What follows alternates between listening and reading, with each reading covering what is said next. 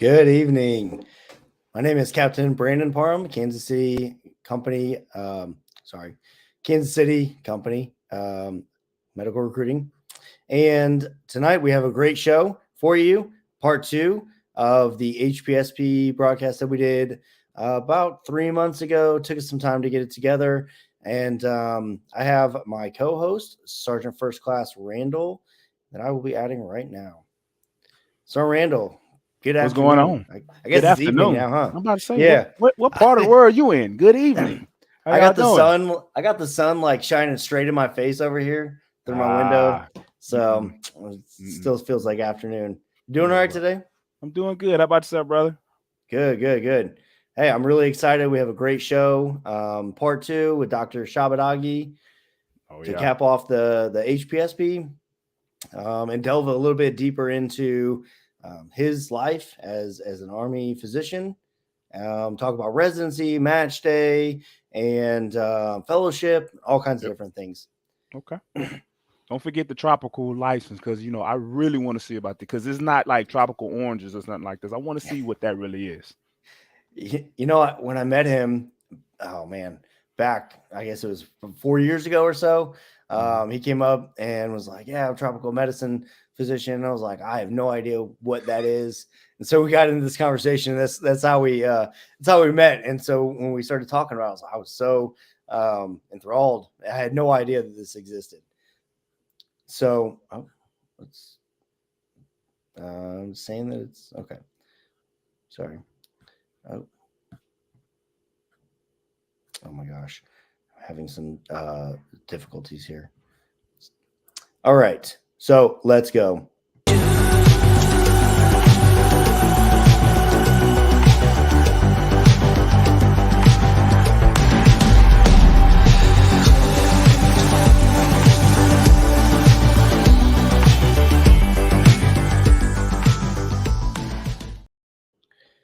All right, I apologize for that. I got a pop-up that was like, we can't stream it to this platform, and then it had 14 other pop-ups.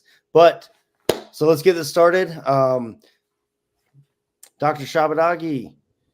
Hello, how's it going, guys? Good evening. Good evening. How is North Dakota? Close. Northeastern Montana. Oh, that's right. Yeah.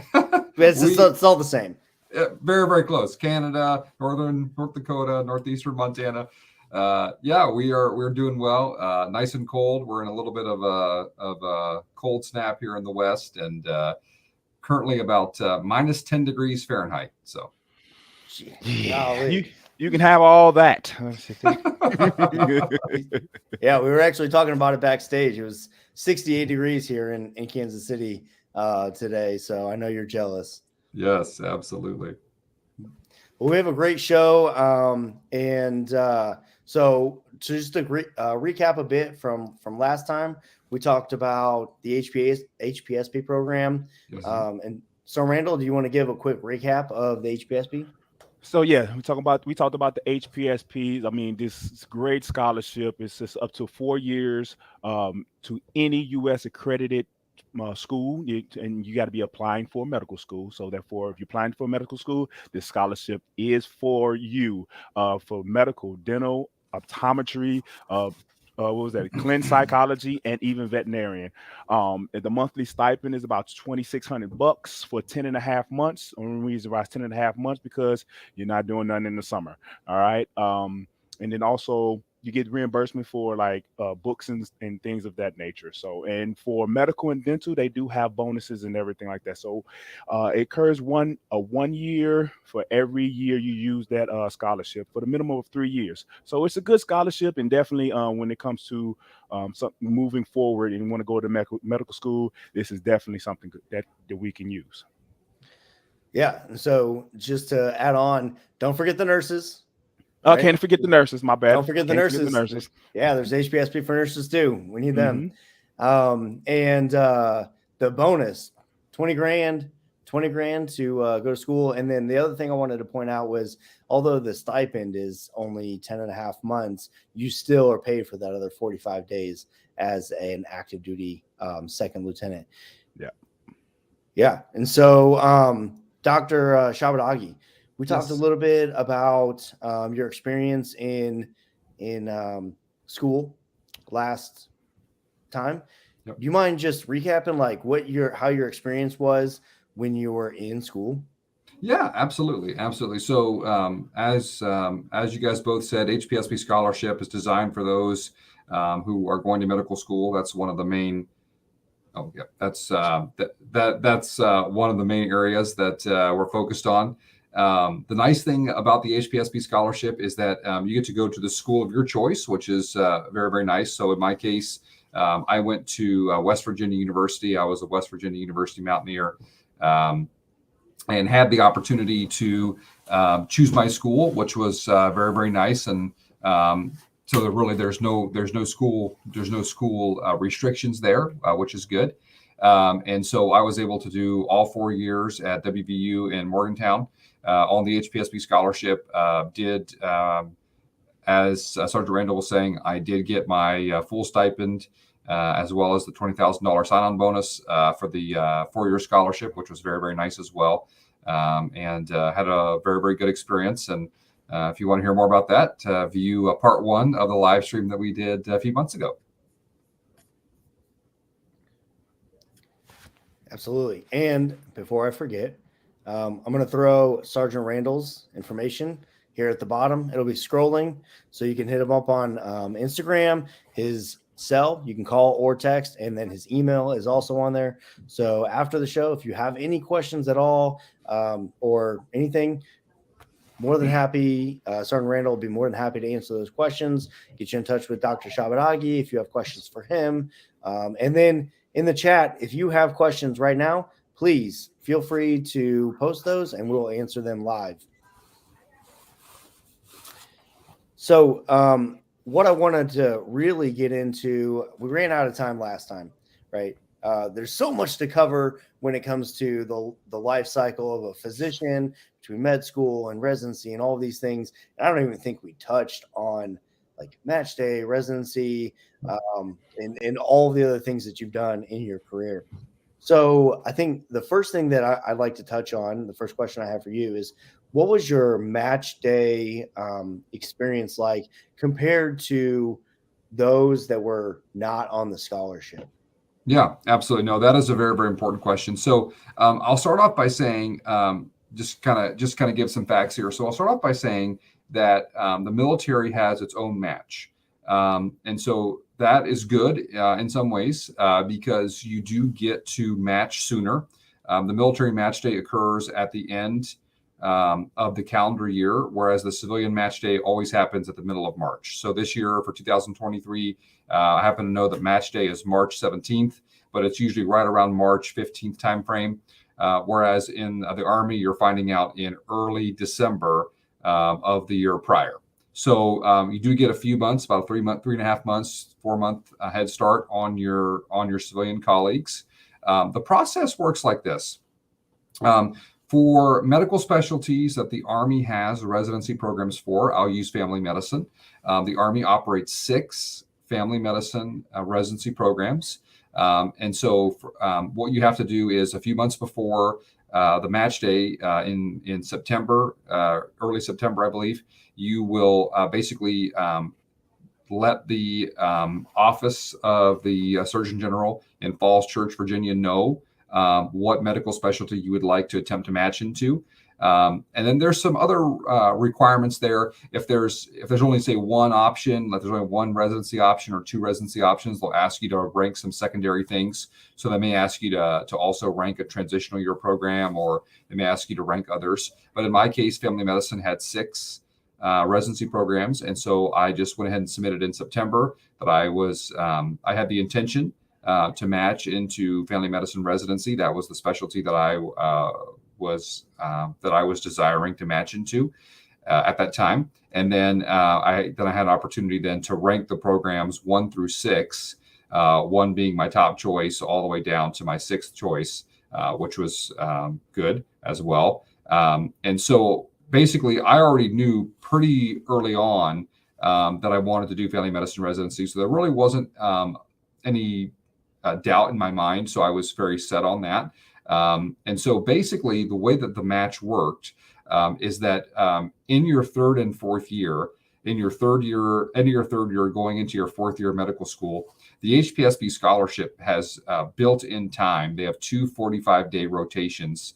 One you can use in your third year and one you can use in your fourth year that you can use early in your fourth year, of course, to do what's called ADT rotations, active duty training rotations. And so what ends up happening is, and you can do more, but these are the two that the United States government, the U.S. Army, pays for. What most HPSP students do is they will go and rotate at a site of their choice, usually two sites or more of their choice. So in my case, using Army Family Medicine Residency as an example, I knew that I wanted to do family medicine. And so my very first ADT rotation occurred in July going into August. And I rotated at Womack Army Medical Center at Fort Bragg, North Carolina. And had a chance to be there for the full ADT rotation. So most students, the medical school rotations generally are 4 weeks. You can extend all the way up to 6 weeks because the Army is paying you for a full 45-day ADT rotation. And so I did do a full 4-week rotation at Fort Bragg. Had a wonderful experience there with the team at Womack. My uncle actually was an Army Family Medicine residency physician and graduated from the Army residency at Womack, so was kind of following in some family footsteps as well. It was kind of cool on the first day. I was able to. My uncle's name was on the wall as the intern of the year in 1995, going into 96. So it was fun to say, "Hey guys, that's my uncle." You know, it's kind of like a just like a little family legacy there. And everyone was like, "Oh, dang, sir, your uncle." Yeah, yeah. So just kind of fun. Had a good time with the soldiers there with that. And so that was a really good experience. And then I did my second ADT rotation, basically almost back to back. And so then I went to Fort Gordon, Georgia, which is over in Augusta at Dwight D. Eisenhower Army Medical Center. Did another ADT rotation there at Fort Gordon. Had a wonderful, wonderful time. Again, this is being paid for by the government. You're receiving your full salary as a second lieutenant in the United States Army while getting your medical education. So that was a big, big plus. Also had a chance while I was in Georgia to get down to Fort Benning, where there's also an Army Family Medicine residency at Martin Army Community Hospital at Fort Benning. So had a chance to go to Martin Army for 3 days. Tour, interview for the residency. So that was great. So I should also say at the end of the rotation, basically these are what's called audition rotations, right? You are there, they're interviewing you, you're interviewing them because you want to see, are these the type of, these type of, residency colleagues you're likely to have, that this is the faculty that you're likely to have. These are your peers. And so it's great because, in 30, 45 days, you really get a good feel for the culture of the program, the type of residents that are there, whether or not you're going to thrive, what kind of education you're going to get. And I felt extremely, extremely positive about the entire thing. So basically, I personally visited 3 out of the 6 of the Army Family Medicine residency programs in a 2-month period, all on the government's dime, which was wonderful. On the civilian side, you also still have to go and do audition rotations, even if you're not in HPSP. However, all the interviews, all the audition rotations are going to come out of your personal pocketbook. So that is one thing that it can get very expensive. Many, almost all medical students have to limit the number of interviews and residency visits that they do just because it's so expensive. You're going to fly to Boston, you're going to fly to Chicago, you're going to fly to LA. Those are just going to be several $1,000 trips for each one of those. It's going to get very expensive. The Army pays for your travel, they pay for your stay, they give you your salary, you get your stipend, all the things that you get. So overall, very, very good experience. And so I ranked Fort Gordon number 1. And I ranked Fort Bragg number 2 and Fort Benning number 3. And then the other programs, I did 1 telephone interview. And then the other 2, I really didn't want to go to Hawaii. Didn't want to go out to the West Coast just based on family reasons. So yeah, I know. Wanted to stay on each other like, you don't want to go to Hawaii? Well, yeah. Wanted to stay on the more eastern seaboard. And so, had a very, very good experience. So when the time came to put my match selections in as like October 15th is when the students for the Army submit their match list. I felt extremely confident that my Fort Gordon was my number one choice. And then when December came around and I got my match, I mean, I got my first choice, number one, Fort Gordon. So very, very excited. And I will tell you, my classmates were very envious that I already knew in December where I was going for residency, and they still had to wait until March 15th.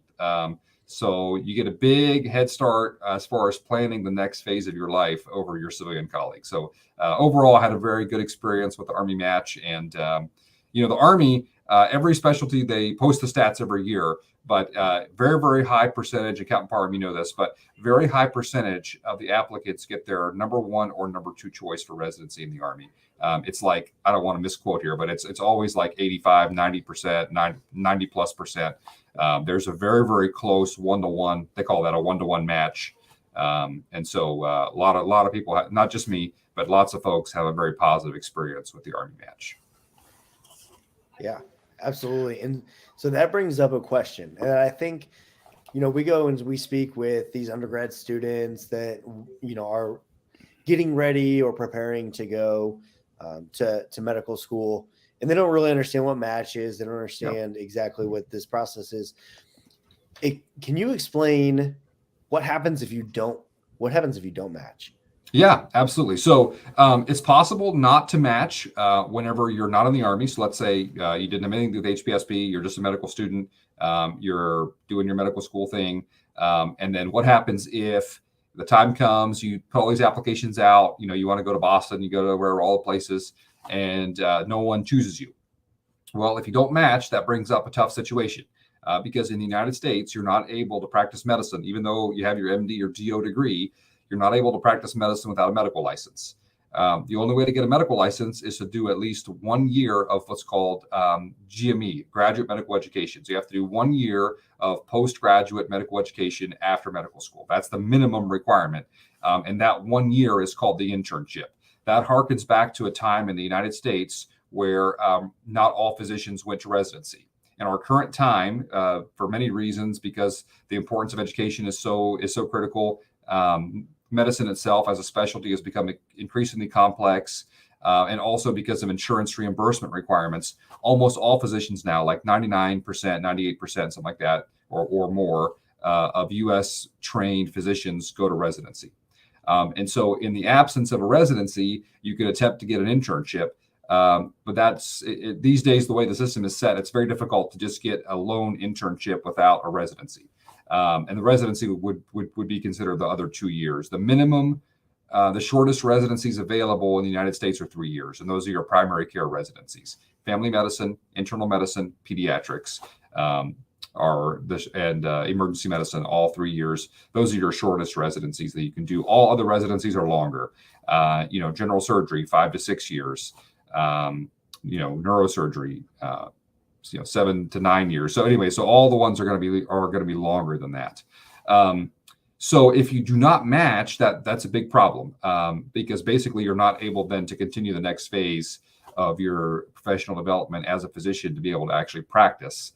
And so it can be a very anxiety provoking situation. Let's put it that way, because it can be extremely scary. And so, yes. So basically, that is a possibility on the civilian side. There's something called the scramble, which is where once match day is over, any open slots, you can try and it's kind of like a second match for those that didn't match. You can think of it like that. And that's called the scramble. And the process is called SOAP, SOAP. Anyways, probably more than is kind of germane. Yeah, kind of germane to this conversation. But there is a process. But if you don't match, it's a big problem. In the Army, you're always going to match. So this is the important thing that I want candidates to know, is that let's say I applied for family medicine. There's 6 residencies. The total number of spots is high. It's like 40 to 50 slots a year or more for family medicine. And so let's say I didn't match. Well, the Army needs me to be a doctor, right? They paid for my education to this point. They need me to carry on, progress, matriculate to that next step. And so what they will do is they will ensure that you get what's called a TY position. TY stands for Transitional Year Internship. A transitional year internship harkens back to the old days when most doctors, when they completed medical school, would go and do a 12-month traditional rotating internship. Basically, it's like the 4th year of medical school, but more advanced, more responsibility. But you're a full-fledged doctor now, not a medical student, and you're getting additional training in the core areas of medicine, extra training in internal medicine, extra training in pediatrics, extra training in emergency medicine, extra training in radiology. And so those 12 months of the year, you'll do 12 rotations, 12 different specialties to kind of build up your skills and then move on. So the Army operates quite a few transitional year internships. I was, in my career as an active duty physician, I was hospital medical education director for continuing medical education at William Beaumont Army Medical Center at Fort Bliss, Texas. And we operate a transitional year internship at Fort Bliss. There's transitional year internships at almost every Army Medical Center and hospital. They have a transitional year residency. There's one at Fort Gordon, Dwight D. Eisenhower. There's one at the hospital at Tripler Army Medical Center in Hawaii. So there's lots of options, lots of different places. There's one in Madigan. So the bottom line, though, for our viewers, for our current listeners, is that you will get a slot. So if you don't match into your residency, especially the more extremely competitive residencies in the Army, the 2 most competitive residencies are emergency medicine and orthopedics. Those are our most competitive residencies. And so if you don't match, don't be dismayed. You will do a transitional year internship. You will get your medical license because that's what is needed. And then you'll have the opportunity to apply again the following year. Awesome. Yeah, that was a lot of great information.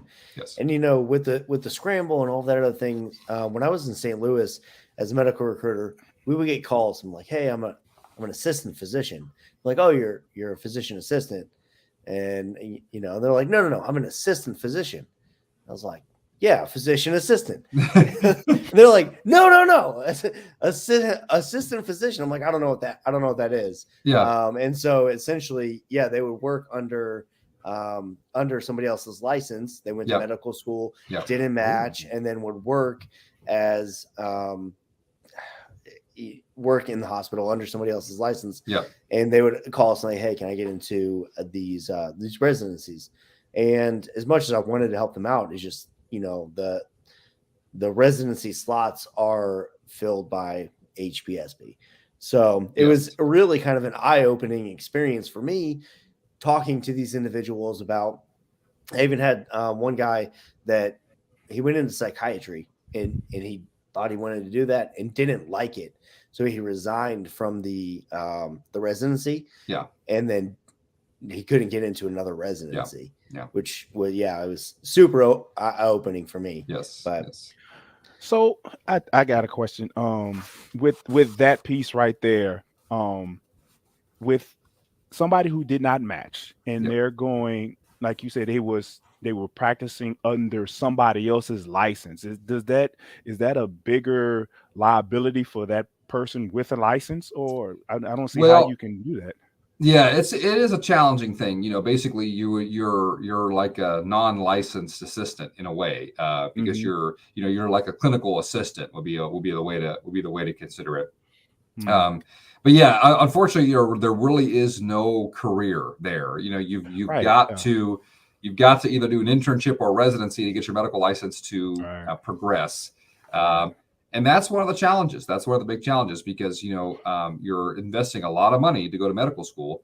There are very few, unlike undergraduate, there are very few scholarships available to go to medical school, especially full scholarships. There might be a partial scholarship here, a partial scholarship there, but there's not a lot of full scholarships available. And so, most people, this is a very high stakes game because there's lots of money on the line. There's, in almost all cases, hundreds of thousands of dollars on the line.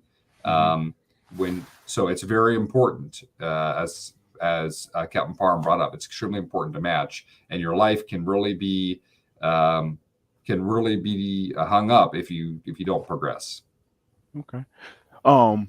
So it's kind of switching gears, and I wanted to ask you about how was your like initial experience as a family med doc in the Army? Like when you first walked into the hospital as a Yep. family med doc. Well, Yep. how was that experience? Yeah. Well, it was very, very positive. As I mentioned, I had gone and rotated to Fort Gordon as a fourth year medical student, and so when I graduated medical school in May, I knew that I was going to be going to Dwight D. Eisenhower. I knew I was going to be going to the family medicine residency. I was what's called a categorical resident. That means I was guaranteed all 3 years of family medicine education. This is not, for those listening, this is not unique to the Army. There's what's called categorical residents, and there's also residents. I forget the term now, but basically you're not guaranteed the full time.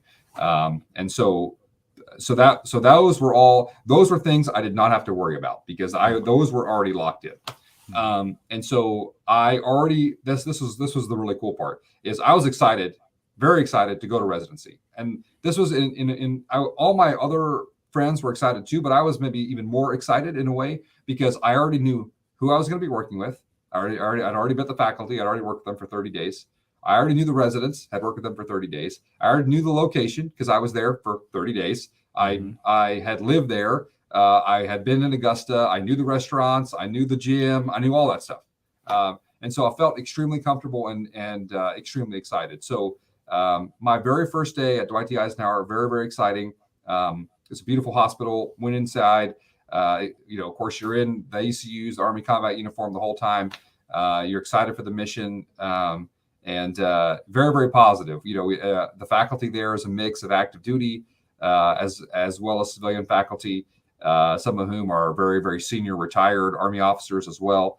And so had an absolutely wonderful experience. And we can talk more about the residency experience. But one thing I do want to make our viewers aware of is that residency as a physician is reimbursed at a very low rate. What I mean by that is that your salary as a resident is not anywhere near what it is as when you're a full-fledged attending physician. So to put it in perspective, in 2014, the average resident in the United States was making around $33,000 to $35,000 a year, right? So obviously that's almost 10 years ago now. So the time I'm sure has gone on. And so that salary probably is higher. I'm sure it's in the 40,000 range, probably to low fit. Yeah, I think it's roughly between 40 to 60, depending on the year. Yeah. Yes. Yeah. And also where you live, that's going to make cost of living is going to factor in. So one thing I want folks to be aware of is that when you're in the Army and you graduated medical school and you're in your residency, you're being paid as a captain on active duty. And so you're entitled to the full benefits that any other captain, if you're a captain in the infantry, a captain in the signal corps, captain in the quartermaster corps, it doesn't matter. You're getting the same pay based on your rank and your years of service. And so at the time that I was a resident, my residency peers on the civilian side were making $30,000 to $35,000 a year. I was making like $65,000 to $75,000 a year as an Army captain. These figures are 10 to 15 years old, so don't be writing these down. But I just want to give a perspective on the difference in the wage gap, right? You're almost getting double the pay as your civilian colleagues. Now, residency is extremely challenging time, whether you're in the military or whether you're over in San Diego. It doesn't matter. It's extremely challenging. Very, very long hours, very hard work. Lots of learning, lots of education, lots of studying. So none of that really changes, whether you're on the civilian side or whether you're in the Army or Navy or Air Force. None of that really changes. But it is nice to know that you don't have to worry about your housing. You don't have to worry about your food. You don't have to worry about your car payment. You don't have to worry about any of these things because what you want to do, your job is to focus on getting your education, getting your training, becoming the best doctor that you can be.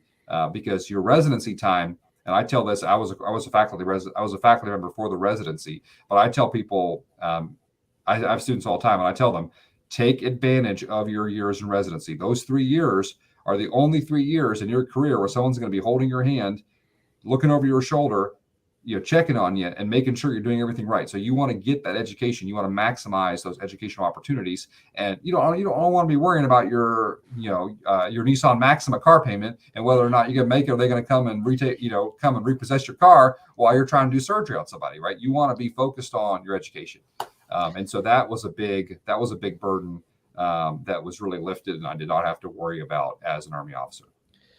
Yeah, and you also have to start paying your loans, your student loans back as soon as you get to residency. Yes. I was looking this up the other day. I have a soldier, and we were talking about HPSP, and we started talking about these other things. And I looked up the rates, and I was like, golly, that's like $60 to $70 a day that you're getting in interest on these, depending on where you go to school. Yes. Yes. $400,000 to $500,000 loans. So wow, yep. That's intense. Yes, absolutely. So I think one of the questions that we get a lot, and I try to push my formation to learn more, and which is why I'm bringing you out to St. Louis, right? Is to help my recruiters know more about not just the program to begin with, but the life cycle. Yes. And understand how this career progresses, and to be more of a career counselor, right? And so we get a lot of questions because the civilian side, you're in residency, and majority of these physicians are going straight from residency directly into a fellowship. Yep. No break. Yep. Now, in your experience, is that different, or is that the same in the Army? Yeah, so the fellowship experience certainly is an important part of graduate medical education today, and every year that goes by, it's taking up a bigger and bigger emphasis. Well, and why is that? Well, as I mentioned earlier, medicine is becoming increasingly complex, right? The amount of knowledge that needs to be accessed readily and worked with is increasing exponentially. I mean, our knowledge is only going like this.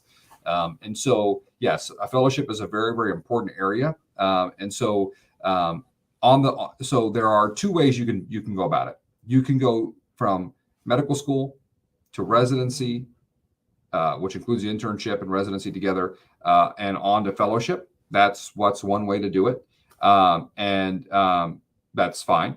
Another option is you can go from medical school to residency to being a practicing attending in your specialty, and then in a few years, like let's say you're an internal medicine physician, you practice internal medicine for 3 years, 4 years, and you say, you know what, the patients I really like the best, what I really thrive on is cardiology. Love cardiology, and that's the area that I want to really focus on. Okay, and then so you decide, okay, now I'm going to go to cardiology fellowship, become a cardiologist, and when I do my interview, I have lots of experience. I say, hey, I was a practicing MD independent for 3 years, and cardiology is my passion. So both those options are available on the civilian side. They're also available in the United States Army Medical Corps. And so it's a mix. We have some of our residents who go straight on to fellowship right after residency. No problem. That's very, very normal. No issues there. And we have also it's probably about maybe a third of our residents who go on to independent practice immediately following residency, and then in the years afterwards, they decide, hey, I want to go to aerospace, want to do aerospace medicine, want to do any of the fellowships that are available, want to go back and do sports medicine as a family medicine physician. And so absolutely, those are all available. The fellowship process is very similar to the residency match process as well. You basically go through an interview process just like you would in residency.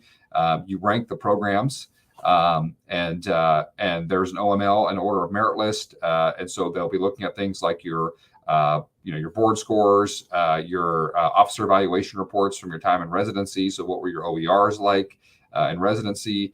If you went to any schools, like if you went to C4, which is the Combat Casualty Care course, if you went to when you went to your officer basic course, if you went to captain's career course, people will be looking at those AERs, those academic evaluation reports. They'll be looking at your OERs, your officer evaluation reports, and your residency performance to help determine whether or not you'll be a good candidate, or I should say a competitive candidate to go on to fellowship. And so the Army operates lots of fellowships. There's also options for what's called a civilian deferment.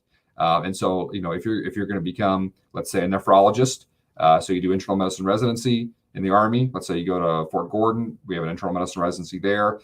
You finish your residency, you want to go on, they might send you over to University of Georgia to do your nephrology fellowship there. Or you might go on to Brooke Army Medical Center in San Antonio and do your nephrology fellowship time there. So, lots of options. And I did mention this during the Army residency part, but there also is an option for a civilian deferment when you go to residency. So those are going to be much more select, I think, than the fellowships in a way, because the Army is going to want to use its own internal program first, which makes sense because they're paying for it to maintain it and so forth. And so, if there is some extenuating circumstances, or it's kind of a rare residency, or there could be some other things, but there is a possibility also of a civilian deferment for your residency, but in particular for fellowship as well. Awesome. Thank you for that information. So Randall, you over there, you got a dog? get. You're on mute. You're Yeah, actually, yes. My dog came in. It's like licking him. I'm like moving him away. So I had to hit the button so he can go back upstairs. And he's tall enough to be seen on camera. But I'm like, wait a minute. We're gonna need family medicine in a minute if we don't get him on out of here. Now, you might need tropical medicine. Tropical medicine. Yeah. He is an expert in animal bites. That's right. Yeah, just happened to come back from the medical school in Nebraska, just doing a little teaching over there for USREC. Was it Nebraska or was it Creighton?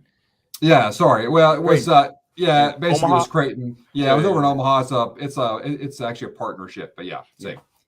Yeah. So I kind of wanted to jump back. This is almost like not really a serious question, but you mentioned that you knew all the restaurants in Augusta. Yes. They got some good food. Are you a foodie, sir? Well, I don't know if I'm a foodie, but I certainly do enjoy a good meal.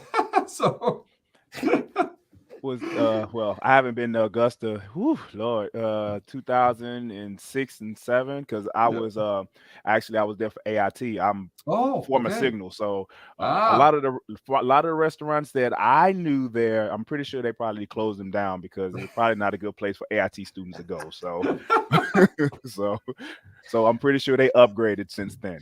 Yeah, absolutely. Oh, that's funny. Okay, so yeah, we talked about like the fellowship piece, right? Yeah. And based off of my understanding on the civilian side, when you are an attending physician and you decide you want to go back to fellowship, you do take a pay cut, right? You go back to a different pay, like you're not being paid as an attending. Is that right? Yes, no, that's a very good point. Yeah. So basically what happens is that fellows are paid better than if you're just a regular resident, because you have more education, more training, and so forth. Sorry, let me close my email here, getting some pop-ups. So yeah, you certainly do get paid better. So let's just put it like this: if a resident is making, say $40,000 to $50,000 a year, a fellow is making probably $70,000 to $80,000 a year. Again, it's not. I mean, it's definitely an improvement, but it's certainly not a full-fledged attending physician salary. If you're board certified in a medical specialty and you practice full-time in the United States, most attending physicians are making at least $150,000 or more, and many are making much, much more than that. But yeah, so as a fellow, you're making like half of like what the minimum attending is making in the United States. So yes, I'm glad that you brought this up. One important thing is that in the Army, again, you're being paid based on your rank, right? So if let's say I'm a major and I'm practicing family medicine full time, I decide, hey, I like working with my soldiers, I like working with all the troops, so forth, but I really have a passion for sports medicine. I do not have a passion for sports medicine personally, but let's just say that I did. I could easily, and many folks have done this, many of my friends have done this, you could easily go back to fellowship at Walter Reed and do the sports medicine fellowship there at Belvoir over in DC, and you have no change in pay. And it's important to remember, right? The Army officer, male or female, is not an island unto themselves, right? So this is the time in your most attending physicians are going to be late 20s to early 30s, depending on whether you went straight through, took a time off, took a master's degree, whatever. So this is an important time in a person's life. You're going to have a family. You might be married. You might have children. You might have a spouse to support. So there's a lot of factors here that you got to look at. And so it is very difficult. And I've heard this said, many an attending physician has said, I would love to go back to nephrology fellowship. I would love to do X fellowship, but I can't. I've got a family. I'm married. I have children. My husband doesn't work, whatever. My husband, he's working down at Kinko's. He doesn't make that much money. He can't support us. Right. So that's not an option to take a big pay cut. If you're in internal medicine or family medicine, I mean, I'll use family medicine because I'm very, very familiar with these numbers. If you're a family medicine physician, you work full time. The average salary in the United States is around $220,000. That's your average salary for family medicine. And so it's very tough. It's a very tough calculus to say to your husband, to say to your wife, hey, honey, I'm going to go back to fellowship for 2 years. Guess what? Now I'm going to make about $70,000 a year. So let's just tighten up the belt, tighten up the purse strings. Yeah, I mean, that's going to be tough. No vacations. None whatsoever. Turn in a car or something. Yes. Nissan Maxima, you got to trade it. Now you're like in Nissan. Now you're like in a Nissan Versa. It's not going to be good. So, yeah. Okay. So, the tropical medicine piece, yes. This is what I've been waiting for. All right. And when I spoke with Sergeant Hickman in Omaha, he was so impressed. And it sounded like the residents and the faculty there were so impressed by your presentation on animal bites. So what made you want to do tropical medicine? Was it just an opportunity? Was it something that you had researched? Yeah. What was the process there for you?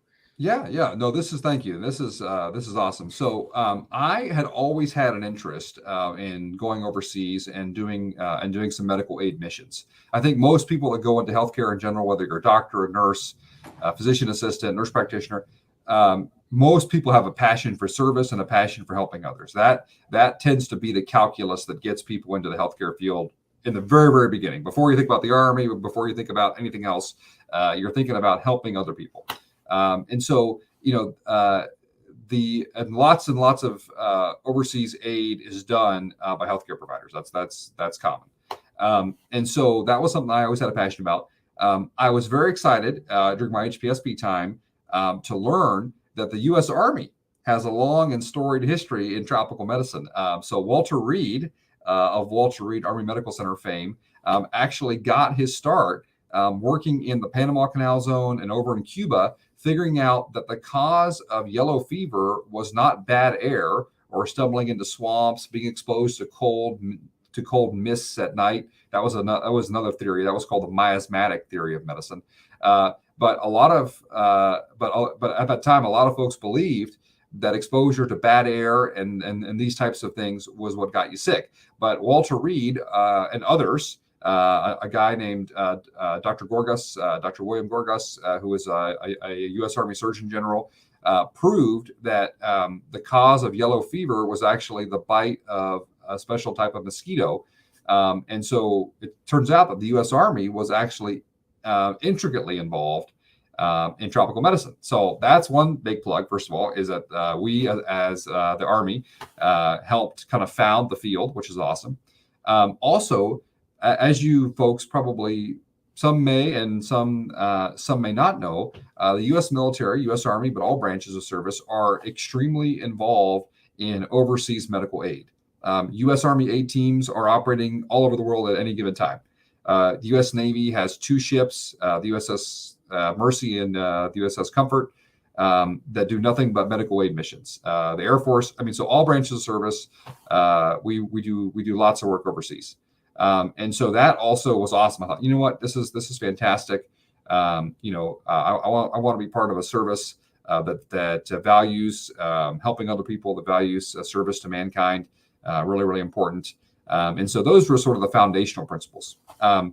The U.S. Army at the Uniformed Services University offers a tropical medicine course. There's a tropical medicine short course. That's for those who are going to be going overseas to tropical areas. They don't need to get a diploma in tropical medicine. It's more just kind of a crash course, sort of a condensed version of what is available in the long course. And so lots of Army officers have gone to that. Almost universally positive reviews. Very, very challenging course, very hard. But it is extremely rewarding. People really enjoy learning the content, learning the material. And so I was fortunate enough to have the Army sponsor me to go to the Army tropical tropical medicine course at West Virginia University in Morgantown, part of the tropical medicine training program there.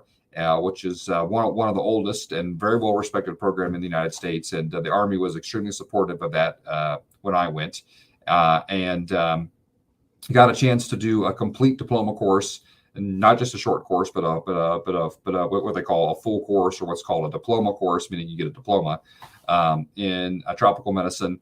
And was able to do some overseas rotations again with the support of the U.S. Army. Doing some of these humanitarian aid missions that I had just basically spoken about earlier, and also was able then to sit for the Army board exam in tropical medicine, which is called CTROP Med, Certificate of Knowledge in Clinical Tropical Medicine and Traveler's Health, and that is a certification program that is run by the ASTM&H, the American Society for Tropical Medicine and Hygiene. And I felt very, very fortunate. I had tremendous support from the Army leadership, from the Army command structure. Everybody was very, very supportive. And all the senior leaders recognized that, hey, the U.S. Army, we put people in strange places all over the world all the time, right? We could be in the Horn of Africa. We could be in Djibouti. We could be, anywhere.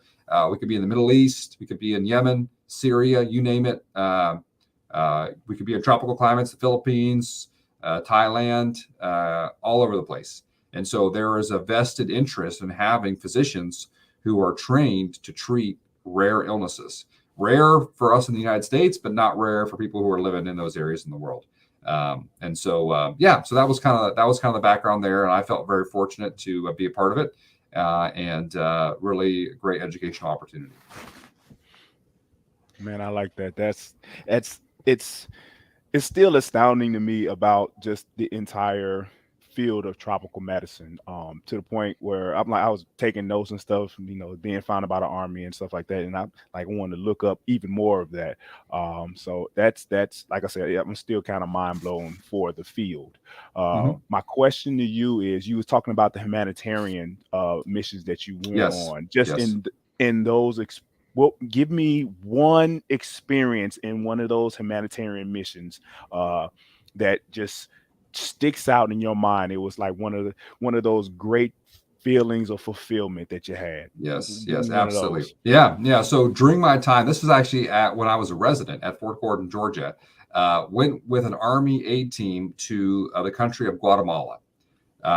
Actually went 3 times with the Army. But anyways, that's something else. But yeah, but my first time went to the highlands of Guatemala, in the mountains, in very, very high elevation, about 5,000 feet of elevation or more, 5,500, and went with. It was fantastic. We had active duty Army doctors, Army residents, Army fellows, medical students, as well as retired Army officers who are serving as GS, so government civilian faculty, for the residency. And so it was about 30 of us in the highlands of Guatemala from Fort Gordon, Georgia, providing care in a small hut at high elevation. We're in such a remote area that they don't even speak Spanish. You have to they actually speak Mayan. So you have to have a English to Spanish interpreter plus a Spanish to Mayan. So, needless to say, you got to keep the conversation very short. You're not going to ask them about their, about their honeymoon. You just got to get straight to the point about what kind of medical problems they have. Yeah, bedside manner, out the door. out the door. Man, Mayan. Mayan. That blew my mind right there. I mean, yeah. Ketchical. That's the name. That's one of the Mayan dialects where we were. That's what it was called. But wow. So, is that your favorite place that you've ever been? Well, gosh, it's hard to say. So I was a doctor on the island of Barbuda, which is part of the island nation of Antigua Barbuda, and so had a wonderful, very, very wonderful time on the island of Barbuda. So I look back very fondly. Of course, it's tropical; it's in the Caribbean, but look back very fondly on that time as well. But had lots of good experiences. But I would say that probably was number one in terms of rest and relaxation while still practicing medicine. It's all starting to make sense, sir. you took tropical medicine and were like, I can go on all the free vacations. Yes. that I want. I'm going to go to the beaches. I'm going to go to the islands. It all makes sense. It's all brilliant. All part of a divine plan. That's divine plan. Oh, brilliant. Okay, so kind of when we I know you just did the talk with animal bites. Yes.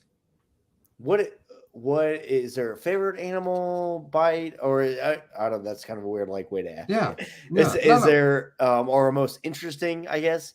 Kind of what is that niche? Yeah. Well, so obviously when you're in tropical medicine, you're in some unique areas, but common things are common, right? Just like whenever you hear hoofbeats, you think horses, you don't think about zebras or giraffes or whatever. It's very interesting. So much of tropical medicine is very similar to the medicine we do in the United States, but with a twist. And so, dogs and cats are common in the United States, and dog and cat bites are common in the United States. Guess what? In tropical areas, dog and cat bites are still very common why? Because they're cats and dogs. They're dogs in Africa. They're dogs in South America. They're dogs in Asia. So common things are still common. And so it's really important to know that just because tropical medicine is not like all you're focused on is malaria and chikungunya and dengue fever and Zika and Ross River encephalitis. No, you're not just focused on those. You're still talking about pneumonia. You're still talking bronchitis. You're still talking cellulitis, so a skin infection. You're still talking all the things that are common. So when I give the animal bites talk, which I've given many, many times to lots of places, I could give you a whole list. I talk about the common bites. So I talk about dog bites, talk about cat bites, but of course it's tropical medicine. So you got to talk the tropics. So I always talk about hippo bites, right? So it turns out hippos are responsible for more deaths in Africa than any other large land animal. More than lions, more than zebras, more than tigers. It's the hippos. Yeah. And while hippos, they're more aggressive. That's right, Sergeant Randall, because they might seem slow and sluggish, but hippos can achieve speeds up to 20 miles an hour. Yeah. For short periods of time. So you better be good on your sprint, drag, carry when it comes to ACFT, because you're going to be doing some sprinting, right? Whenever the hippos are chasing you. And one of the funniest things that ever happened is during one of my early talks on animal bites, somebody from the back in the audience said, Dr. Shahbodaghi, hippos are vegetarians. And I said, yes, that is true. Obviously, they've been watching a lot of Animal Planet. But I said, yes, hippos are vegetarians. However, that will not stop them from biting you, stomping you, killing you. They just will not eat your body. So exactly, you gotta be thinking about that. Yeah, they leave you for the hyenas. That's right. Yeah, exactly. That's right. So kind of crazy because tropical medicine physician, right? Yes. But you're in the coldest place in the planet. I'm in northeastern Montana, so yeah, it's pretty cold. It's not the most tropical. Let's put it that way. Oh, that's funny. So, with your and we're right at the 55-minute mark. So this is probably the last question here. So your transition from the Army into the civilian sector, how did that go for you? Yeah, that is actually a great question. So most people, and I'm going to give some stats here, but it turns out that most folks who take the HPSP scholarship do not stay for a full 20-year career in armed service or in uniform service. So most people actually, and this has been studied, leave after their initial obligation is up. So as Sergeant Randall said at the very beginning of this talk, HPSP scholarship is year for year of service. If you take the $20,000 sign-on bonus, you incur a 4-year obligation. But if you're going to do 4 years anyways, might as well take $20,000, right? I mean, that just makes sense. And most people are going to go to medical school for 4 years. I mean, it's rare you can do a smaller scholarship, but that's a very, very small percentage. Residency time is neutral, does not count towards payback, but it does count towards retirement. It does count towards your pay. Does count towards your years of service.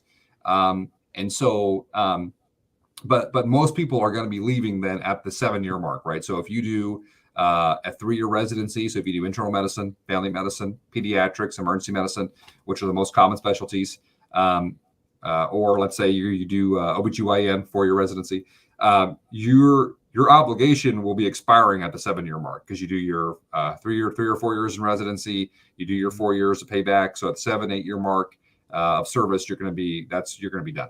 The transition to the civilian side was extremely interesting. Are we pretty well restricted by the hour mark? Because I was going to talk about maybe what my first job as an attending was like, but no, not super restricted. No. Okay.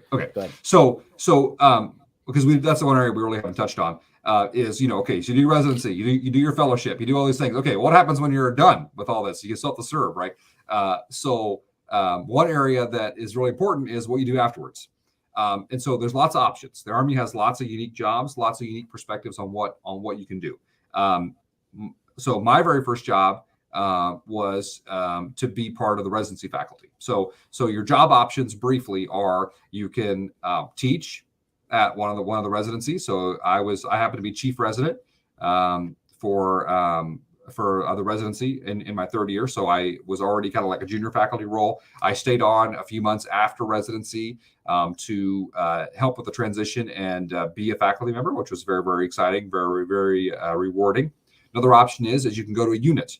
So you can be the doctor, the organic physician for a unit. You can be part of the 82nd Airborne and be one of their doctors. That's called a battalion surgeon role, and very, very good option. Another option is you might go to a hospital or a big clinic and be a physician there. Lots of leadership opportunities in the Army as well. I was at Fort Bliss, Texas. During my time there, I was a medical director of a clinic. I was a deputy OIC of a much larger clinic. I was an OIC of a health and dental center. And I was also hospital medical education director for continuing medical education for the 3rd largest Army hospital in the United States, William Beaumont Army Medical Center. So my point in saying all that is there's lots of options for you to not only excel as a physician, so as a clinical leader, but lots of options to excel in administration as well. And often those two are blended, right? You might be part-time working in the clinic, and also you might be the OIC of the clinic. You might be the medical director of the clinic. So lots and lots of opportunities. And the reason that I bring this up is that translates that career progression is extremely important for when you leave the Army. Why? Well, because your potential civilian employers are going to look to see, okay, are you the kind of person that can come into the organization and be a competent, independent practitioner? Are you going to be able to come and work? You don't need Captain Parham to be calling you up. Hey, Dr. Shahbodaghi, hey, listen, you can do your charts. Are you going to come into work today? Or are you going to be, you don't want somebody to be babysitting you, right? They want somebody who's professional, who's able to, work on their own, who's able to perform in a complex environment. And so these are important skills that are taught at every level of leadership and education in the Army. Also, it's rare because of our rank, because of our senior rank, it's rare for doctors not to hold leadership positions, actually. It's going to be awesome whenever you leave, you leave and you say, hey, yeah, I was hospital commander. You're like, what? You're 40 years, 45 years old. You're a hospital commander. Well, remember, the average career in the Army for uniform service is going to be 20 years, right? So your hospital commanders are going to be 06, colonels, full board colonels, as hospital commanders in their 40s. They're going to be, and we're talking big hospitals here, right? And big operations, big clinics, big things. And you're not going to have many people who are going to stay beyond 20 years, 20, 21 years of uniform service as a doctor. And so my point is that you're going to be 10, 15 years ahead as far as seniority for your civilian counterparts with the level of leadership positions and the level of authority you've had. Because remember, it's not based on your age; it's based on this, right? It's based on your rank. It's what's on your chest. So that translates very well. So to answer your question directly, Captain Parham, when I came a year and a half ago, 2 years ago, to the interview field, when I knew I was leaving active duty, going to the U.S. Army Reserve, I had a very great time on the interview trail. Interviewed at eight different places, had fantastic reception. Number one, we're all patriots at heart. Everybody appreciates service to this great nation, right? So that's a huge thing. People say, "Oh, thank you so much. We really appreciate your service to the country." And having gone to combat now as a combat veteran, people really appreciate that as well. So that was huge. But yeah, they look and say, the Army has a reputation of producing professional, experienced, competent leaders and competent doctors. That's how it's viewed, and that's just the truth. And so it plays extremely well on the interview trail. And you look at someone like me. I'm relatively in the early part of my career. I'm in my mid 30s. I'm the chief medical officer for a 3-hospital health system, northeastern Montana. And I attribute that obviously to God's blessing, number one, but number two, to the education, the professionalism, basically it's the Army values, right? I mean, it's what we hold dear as officers and as enlisted. Though these are things that are ingrained in us, and we benefit when we leave the service, whether it's after 20 years, after 10 years of service of the uniform, we benefit from that. And so I absolutely had no troubles whatsoever. In fact, I'm not saying this to boast in any way, but just to demonstrate how well I think the Army career plays. I had an offer from every place that I interviewed. So I felt extremely fortunate. Sir, you said you're in the mid 30s. Yes. Are you the youngest person on this live stream right now? Are you? I know Sir Randall's the oldest. He's the oldest. He old man. That's that way. Really? I was going to leave that alone. Wasn't going to say anything. Yeah. You just did it. That's terrible. So Randall is an old man. How old are you? I am 34 years old. Oh my God. I remember when I was 34. It was like yesterday. No, it wasn't, Sir Randall.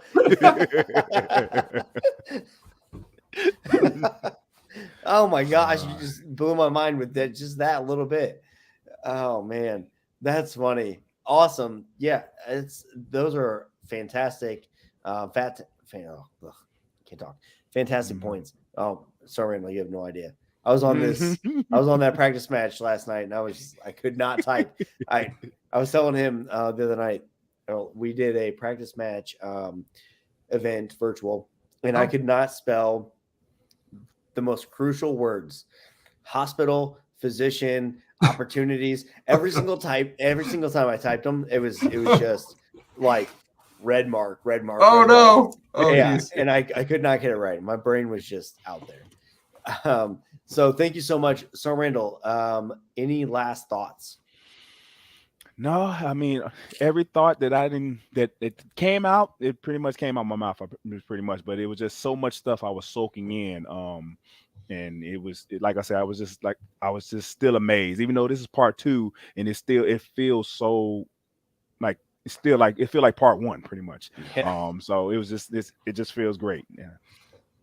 I agree with you, Sir Randall. There's still I still feel like there's so much to cover, and like you have so many things to say and so much good information to put out there. Thank you so much, Dr. Shahbodaghi. Yes, And yes, I absolutely. am very, very excited to have you attend our company training next month in St. Louis Thank you. and spew all of your knowledge and answer all of the questions. Like I said, kind of that that ability to have our soldiers ask these in-depth questions and just grow their knowledge on the life cycle and become more of a career counselor than just talking about a program because it's not what it is, right? It's not just a program. It's not just a scholarship. It's a lifestyle. It is a life cycle. There's so many things that come after just the scholarship piece of it. And so that's really my vision on letting the soldiers know about that and really picking your brain on that. So I'm super excited about next month when you come out to St. Louis. Well, thank you. Yeah, and maybe if we have time at a later date, we can get together and talk about maybe doctors in combat, and because I think that probably is a whole talk in and of itself. What does the Army doctor do in combat? Because when I've been to HPSP recruiting meetings, I've been to a lot of them. What's one of the main things the students ask us is, what about combat? What are the doctors doing? What are my obligations, responsibilities, expectations? So every single time. Yeah, no, that is a fantastic idea. So we are well over an hour, right at an hour and 6 minutes now, which is fine.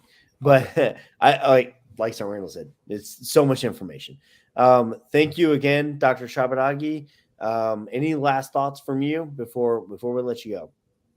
No, thank you so much again for this opportunity. I'll just say what I always say whenever I talk to students who are considering the HPSP scholarship. The HPSP scholarship is an absolutely fantastic program. It's a fantastic package. It has lots of financial benefits, lots of great things to help provide support, to help provide a boost up for you when you're doing your education, doing your studies, take away a lot of the burdens that students have to deal with, mainly finances. There's lots of important benefits. However, I always caveat by saying you should do what is right for you. So do not let someone persuade you to do anything on the basis of finances, right? I mean, if I tell you, hey, I want you to walk my dog around the block 10 times, I'll pay you $5, and you hate dogs, probably it's not going to be a good idea to take that job, even if you really need $5. So you want to do what's right for you, because you're not going to be happy at the end of the day. You're not going to be fulfilled. You're not going to be satisfied, no matter how much money we pay you, how much we take away from your student loans, etc. If you're not interested in a career in service and being able to give back to the country and ultimately serve wearing the uniform. So that is an important thing, I think, to keep in mind whenever you're thinking about this, because you have to think about the whole picture. And so that's what I always tell applicants. So great analogy. Love it. Well, thank you, sir, very much. Appreciate your time. If you just stay backstage for us for a minute. Sounds good. And we'll close this up. Thank you and have a great night. Thank you. So Randall. What's happening? Okay. We're just starting over. It's what's happening? A continuous loop here. Part 3. Let's pull Dr. Shahbodaghi back in. So much great information. I felt like we delved into, man, like the nitty gritty. Of the residency, the GME, the fellowships, and all the things. And I agree that he's got a great point with the combat, and we get that question a lot. Yeah, we do. So we definitely would need to get just on that subject, because people are going to want to click on that and, well, what about this? And we go straight to that. Yeah, we definitely would need to get that scheduled in the future. Yeah, for sure. Yeah, let's definitely talk about that offline. And thank you so much for attending. And I appreciate you having me. Thank you. Yeah. And my dog. Well, he went back upstairs. Well, I was gonna say thanks to my dog for the cameo, but that's okay. All right. Well, I will see you tomorrow in the morning. Yes. session. Yeah. Oh yeah. Major Zon's going away. 8 o'clock in the morning. 8 o'clock. 8 o'clock. Be there. Bright and early. All right. All right. Have a great All right. night. You too, sir. Thank you all for everyone that joined in. I hope that you learned something. I hope that you took something away from this. And if you have any questions at all, please feel free to reach out to Sergeant Randall here at the bottom on his LinkedIn, his IG, his cell phone, or his email. He's more than happy to answer any of your questions and get you any information that you may need. Thank you and have a wonderful night.